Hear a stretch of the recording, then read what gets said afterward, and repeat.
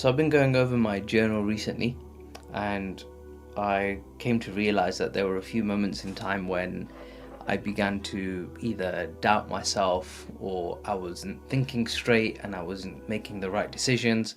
And I know this because I went through a phase where I was journaling almost daily. In case you're new here, my name is Mohammed Adris, and on this channel I talk about everything that's worked for me in relation to Islam, family and business for an extended period of time. I narrowed in on a few things that I realized just kept reoccurring, and they kind of fell into two buckets. One is they were genuine concerns that were on my mind and I could fix them, or it was just nonsense playing around in my head. And the ones that were genuine concerns, you can fix them because you just take the necessary actions that are required to fix the problem. And the ones that are just playing around in your head, where it's like you're 50-50, like, is this going to work? Should I do this? Should I not do this? A lot of the time, it's just stories in your head that you're telling yourself. So I thought I'd share the ones that kept appearing in my journal, just in case they were relatable to anyone, because in all of these cases, it's just a load of nonsense that you tell yourself, and it's just defeating your own self-confidence, and it's what is known as a self-sabotaging belief. So I'm just putting it out there in the open, just in case you're experiencing it, because you're not alone, and it's messing up your development. So just break out of it as quickly as you can and move on to the next point. So the first one that came up is one that comes from a feeling, and that's the feeling of not being ready. Like, you don't feel like you're ready for this. You feel like you've got too much going on. This is not the right time. Like, it could be a better time to do this. And that belief almost manifests itself in multiple ways. Like, should you target that client because you're only just starting, so why are you going for the biggest and the best clients out there? Or should you speak to that candidate who is really well qualified because you're not that experienced to do so? Or should you experiment and play around with this AI tool or this software tool to see if it makes your business better, because you're not even doing the bare minimum without you getting started, so why should you do the next thing? And these thoughts kind of came to mind when I was considering what next to do with my business, because I started it on my own before I met my business partner. And while I was on my own, there were always things where it's like I knew I could do them. I already had the knowledge and experience of doing so, but I was always looking at it from a different lens of, should I do this because my business is not in the same position as some of the companies that I previously worked for? And I began to think about whether I should go ahead and take out this new software or this new license or make this next hire. And in real terms, it was no different to learning to ride a bike, because at the end of the day, it's like you're going to do this thing, you're going to take a risk, and the potential reward on the other side is worth taking the risk, so go and do it. So analogizing the bike example, if you're learning to ride a bike, it's not too much of a risk, because if you fall over, you're going to scratch your elbow or your knee, and then you get back up and you go again. Now, the risk is that you're only going to hurt yourself a little bit, and you can get back up and carry on pretty much straight away. And the reward on the other side is that you're going to be able to ride a bike, you'll learn to balance on it, and you'll be able to ride it forever, and no one can take that skill away from you ever again. And the same rule applies in your business and the way that you work. Because once you get past that fear and you get past that element of you don't know how to do this, as soon as you put it in place, that's it, it clicks and it stays with you forever. But now, going back to the bike example, if you were practicing to ride your bike on the edge of one of the cliffs in the Grand Canyon, now all of a sudden it's different, because the risk is humongous relative to what the reward could be. But in your mind, it looks like that. Like when you're about to try something new that you haven't tried before, that's what it looks like. It's like, I'm practicing to ride my bike on the edge of a cliff. And in 99% of cases, it is not that. You just imagine the problem to be way bigger than what it actually is. So all I'd say is go with it, because the thought that you have that is stopping you from taking that next move and taking that next step, you have to ask that question, what if 10 years from now you hadn't taken that next step or that next move? Would you then regret it and think, I should have done it back then? Because if that's true, then for every day that goes by, you're only getting closer and closer to the regretful moment of where you can't turn back. Whereas if you just do it, then at least you tried. and you tried to make it work. And even if it didn't work, you would be happy that you gave it your best shot. So if you're ever feeling like you're not ready to take that next step and the next move in your business growth, then you're not alone, because everybody goes through it. I certainly went through it, and there were some things that really held me back, and I just wish I pushed through it. I did in the end, but I just didn't push as hard as I could have. And if I pushed harder and I got through it, I probably would have been able to condense the amount of time that it took for me to achieve certain milestones in the business. So if you ever feel like you're not ready, just have more self-confidence and belief in yourself. Close your eyes, go through it, everything will be fine. You're not practicing riding your bike on the edge of a cliff. So that was point 1, and it kind of ties in quite nicely with point number 2, which is how risk averse are you, and is the thing you're about to do really that risky? And this is something that kind of holds people back quite a bit, which is, so you're confident in all of the things that you have experience doing, but when you consider the things that you don't have experience in, all of a sudden they just seem really, really risky. Not because they're actually risky, just risky because you don't know the potential ROI or the potential outcome. Like, think about it from a recruitment perspective. Go try explaining to a plumber or an electrician and saying, hey, look, if you make 100 phone calls a day and you send 100 emails, then you're going to increase the chances of yourself getting an interview. And then from that interview, you might be able to make 5, 10, 15, even £20,000 in commission. How does that sound to you? That sounds absurd to most people. But for a recruiter, it's like, well, that's how you make a load of money in recruitment. So you feeling like this thing that you're about to try, like this new license, this new training program, this new book, this new software is really risky. The reason why you feel like that is just because you haven't done it before. And when you get into the groove of doing it the first time, you realize that, okay, the risk is only the cost of what it took to implement it and the time it took to put it into place, only to realize that it's not going to work. So there isn't really any risk. All you've done is you've lost a little bit of money, and now you go back to the thing that you were doing before. So if it's a software, if it's a license, it's something that you want to try, something that you might not have ever tried or tested, don't focus so much on the risk of what could go wrong. Focus more on what could go right if it does fall into place, because if that goes well, then all of a sudden the risk sounds insignificant. And just to bring some more familiar examples in place that would become relatable to a lot of people, is that people still go to university. They're going to be spending 20, 30, 45, even £50,000 or dollars, and depending on the quality of the university, even more, so that they can achieve a qualification, effectively a piece of paper that says that you have completed this course and therefore you are suitable for a given job. So let's put that into practice. You spend 27 to 35k a year to learn to become some sort of qualified medical professional, doctor, dentist, optom, whatever. And you've spent between 27 and 35k to learn how to do that over a 4 to 5 year period, so that you can get a job that's going to pay you between 25 and 35k at the beginning, and it will slowly go up. Great. 4 years invested, up to 35k spent, if not more, there or thereabouts, to get a job that earns you that entire investment back, maybe after tax, within a year and a half, if not 2. Not bad going. What you've done is you've invested in your education so that you can learn to become qualified, to get a job that will compress the amount of money you can earn on an hourly basis. Because without that qualification, you can't get that job and you can't earn that amount of money. Quick maths. So now, reverse engineering a near enough identical scenario. What if there was somebody who is younger than you and making, let's say, $1 million or 2 a year, and they're saying, you know what, give me 50k and I'll teach you how to make $1 million a year, and it's going to take you 6 months to implement, and if it doesn't work out, I'll give you money back. Is that worth investing in it?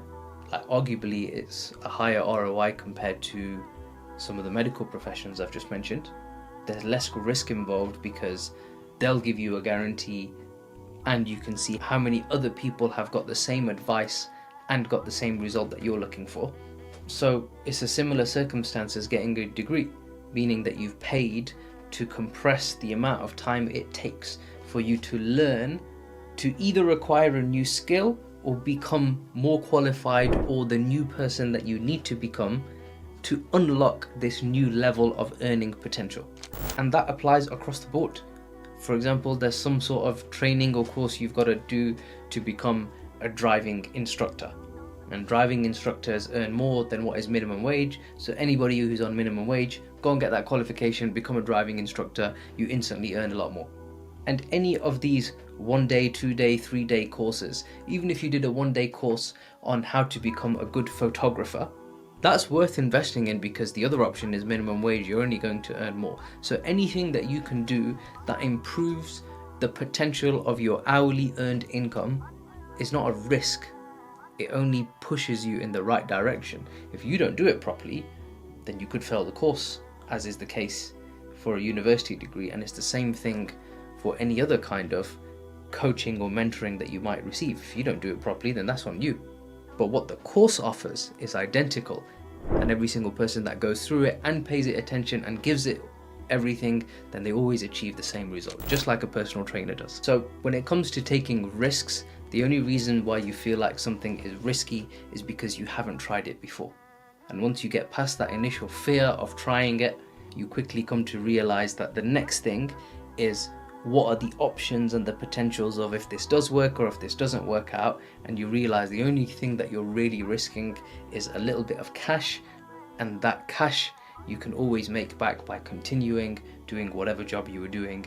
If what you're working on fails completely, always recoup the cash. But the upside is something that you can't get unless you unlock the potential by taking this risk. So my advice, take risks as many as you possibly can, because on the other side you might just unlock a whole new level of earning potential. And that brings me on to the third thing that I found was constantly playing on my mind and almost sabotaging my results.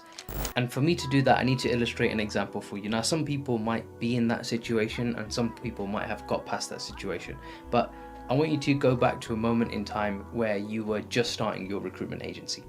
And in my case, that was me sitting at my kitchen table using an old phone, borrowing my wife's laptop because I didn't have enough money to buy a new laptop myself, the cheapest SIM-only deal that I could possibly get hold of, and one of the slowest, if not mortifyingly slow, internet connections that man has ever seen.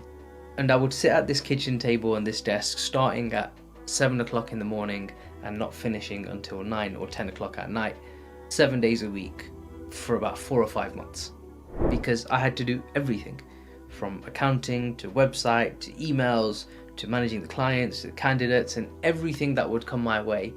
And I just pushed through it because I knew that once I get past this initial stage and I earn some cash flow and I've got some clients and I get some consistency, I know that things will get easier. And they did, because I managed to get some clients, I had a few contract workers working for me, and then every now and then I'd put in a perm deal. I had a newborn son that had arrived at a similar time, and life got very easy and very comfortable very quickly because I was earning more than what I had done in some of my previous opportunities, and I was working from home, and I could do it all in my own time, working to my own leisure at my own pace. So for me, this was just dream. This is like fantastic. Like, I can work really hard for a couple of weeks to make some money, and then I just take 3 or 4 weeks off to go and enjoy it with my newborn son, which was a luxurious experience. But also keeping in mind, it was only a few months before where I had next to nothing. And had the business continued the way that it was going only for a week or 2 more, I probably would have had to close it down and had to reconsider going to get a job because I was running out of money. But things turned around quite quickly, and I'll share that story another day. But the reason why I mentioned that example of going back to when you first started and what it was like back then is because there's going to be moments in time where you feel like you can't afford to do something, like you don't have the budget for it, you don't have the money for it. And for you to get past that, you need to consider your worst case scenario. And if you are that person, you're either at your kitchen table or you were starting your business on a shoestring budget at your kitchen table, then you've already experienced your worst case scenario. That is it. Your worst case scenario is you go home, you work from home, and you stay there and you sell all of the belongings and the assets that you have and you dwindle your bank balance right down to next to nothing, and that is your worst case scenario, and you've already lived it, you've already gone through it. So now I'd argue that wherever you are now is probably a little bit better, if not significantly better, than where you were when you first started the business. And when you really think about the distance that you've covered between the two, you are miles away from being broke or poor or not being able to afford something. And if that thing that you're resisting in terms of can you afford it or can you not do it, what if that is the thing that unlocks your next level of, because once upon a time you didn't have a recruitment business and you took that step, you took the risk, despite and possibly even being reckless with the amount of money that you had, because you knew that it was going to work. And the only difference here is you might not know whether it works or not, but the point is when you think that you are broke or you don't have enough money or you don't feel like you can afford something, it's just a limiting belief that you tell yourself to feel comfortable, because you've already got past your worst experience, which was sitting at your kitchen table working off the slowest internet connection that you can possibly imagine, using a borrowed laptop, a second-hand phone, and the cheapest SIM-only deal that you could get your hands on. And now that you've got past that position, you're here and you're thinking, oh gosh, I can't afford this thing because I don't have enough money in the bank. You've got enough money in the bank. You know the things that you need to make. And if you've paid for some luxuries and you've paid for anything in excess that isn't going to help you get to the next level, get rid of it, start again. This is where the priority is. This is going to help you unlock the next level in your career. So go and do that. Because you've been through your worst case scenario, you can afford to do the thing that you want to do. You're way more well off than what you were right at the beginning of your recruitment agency. So break out the mental loop and accept that you are in a much better position than what you were in when you started your recruitment company. And the last one, this is something that appeared in my journal a few times. Have you ever been in this situation where it's like you don't know what's the first thing you should do? For example, when you go to book a holiday, do you consider flights first? Do you consider hotels first? Do you consider the weather of the locality? Do you consider the visa requirements? Like, which one do you do first? Like, that's not really a stressful decision, because it's one of these four. Like, whichever one you do, you've got to do one of them and then get them all done, and then you can go on your holiday. And it's not so much a stressful decision because you know at the end of it, there's a big payoff. You're going to have this really nice time and you can go and do it. Which brings me on to the actual concern that sometimes I had, which is, what do I focus on next? So if you're either at the beginning of your recruitment journey, then I've put together another video and I'll leave a link to it where I've explained how to prioritize your workload and make sure that you're focusing on the right things at the right times, all based on my previous experience, so you can go and check that out. But to summarize, right at the beginning, your primary focus should be getting cash, getting clients, getting candidates. Those three things, whatever it takes to get those balls in motion so that they keep flowing in your direction, that's what you need to focus on. Nothing else. Everything else comes second. You don't even need a website. You don't even need a CRM. You can manage with an Excel document. And if you're really unsure on some of the things on what you should fix next, then go and check out the videos on my Instagram. I've given a load of tips and tricks on what you should do. Go through some of my videos here on YouTube, because the decision on what you should work on next or where you should start is near enough identical to the previous three things that I've mentioned. Like, is it too risky? Do you have the money? And are you ready for it? Because when you combine all of those things, that's the thing that you're worried about. So whichever thing you're looking at, pick one, close your eyes, go with it. Going over my journal, these were the four things that I came up against most commonly, and the thoughts that kept circulating in my head that limited, or at least I felt like they limited, how quickly I progressed with my business. So I hope some of these lessons have been relatable to you, and I'll leave that one right there. I'll see you in the next one.